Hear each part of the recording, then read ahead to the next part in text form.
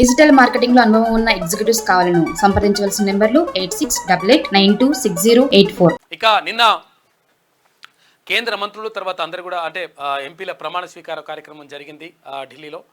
అయితే ప్రధానమంత్రి నరేంద్ర మోడీ మాట్లాడుతూ అక్కడ ఎమర్జెన్సీ మళ్ళీ రిపీట్ కావద్దు అనేటువంటి మాటను మాట్లాడిండు.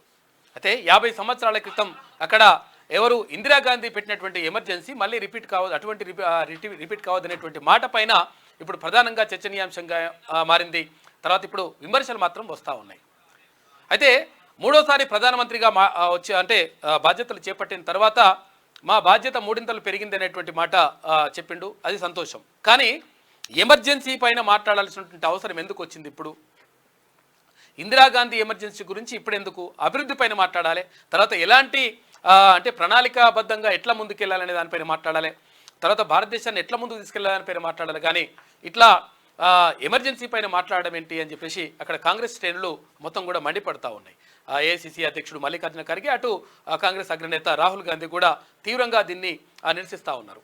ఇక మరోవైపు నీట్ పైన నిన్న పార్లమెంట్లో మొత్తం గందరగోళం నెలకొని ఉన్నది. నీట్ పైన 100% రద్దు చేయాలి అని చెప్పేసి అక్కడ విపక్షాలన్నీ కూడా డిమాండ్ చేసినటువంటి పరిస్థితి కనిపించింది.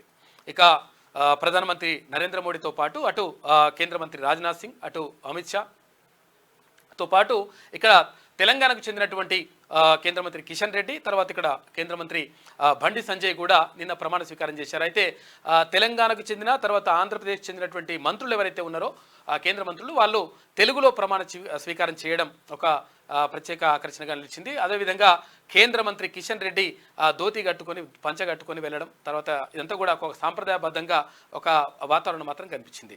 నిన్న 280 మంది ప్రమాణ స్వీకారం చేసిండ్రు.